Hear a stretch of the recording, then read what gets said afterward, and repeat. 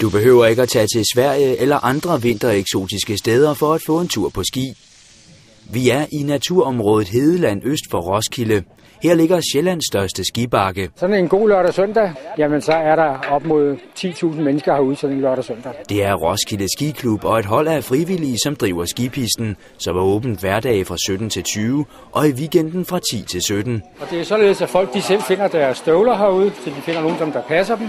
Og når de har taget deres støvler, så går de hen på stativerne her og finder de ski, som de gerne vil have. Det er hovedsageligt mennesker, som der enten ikke har stået på ski før, eller har stået meget lidt på ski.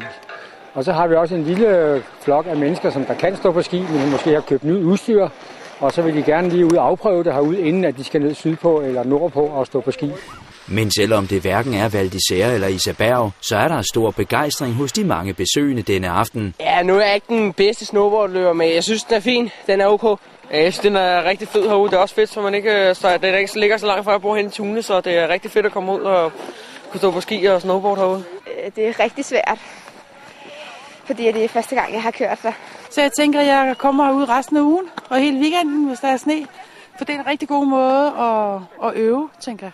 Det er en fantastisk oplevelse, siger de alle sammen herude. At det er imponerende, at vi har sådan et stort anlæg her i Danmark, og at vi kan i stand til at lave sne, når herre han ikke er kommet med noget alligevel. Men vi vil jo helst have, at han kommer med noget også, fordi ellers så kommer der ikke ret mange mennesker. Hvis markerne de er grønne, så kan vi lave lige så meget sne herude, men vi får ikke folk herude.